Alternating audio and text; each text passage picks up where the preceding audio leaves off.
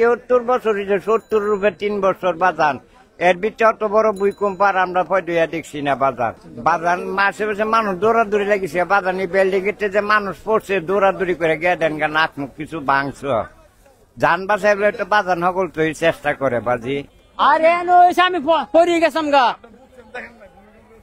দেখে না করলো লাল হুমারে লাল আছে, হুমারে পড়ে গেছাম গা আমি এইবার লড়তাছে মনে ওই যেন আছে না মেহন ভূমিকম্প হয়েছে। এটা আল্লাহ করতে পারবো, আল্লাহ ছাড়া কেউ করতে হতো না। আশেপাশে সব খারাপই দেখলাম, এই বিল্ডিং এ পড়ে গেছে। আর আল্লাহ চাইছে ভূমিকম্প দিছে, এটি হালাম কোন সব খেতে না উপরে তো নেমে আইছে আর খালি দৌড়াদৌড়ি করছে। সব এই পাশে খারাইছে, মানে নদীর এলাকায়, নদীতে পানি যেরকম ঢেউ দেয় ওরকম ঢেউর লাগান পড়ছে। একটু লড়াছড়া দিয়েছে আর কি, একটু কাঁপছে, একটু কাঁপাকাপি করছে, কিন্তু ক্ষতি হয় নাই এখন তবে ইনশাল্লাহ আল্লাহর রহমতে কোনো ক্ষতি হয়নি। আমরা মানে খুব এমন ভাবে দিছে, আমরা তো মনে করছি যে মাটি মাটি সব নিচে থেকে যাবে, এমন অবস্থা হয়েছে।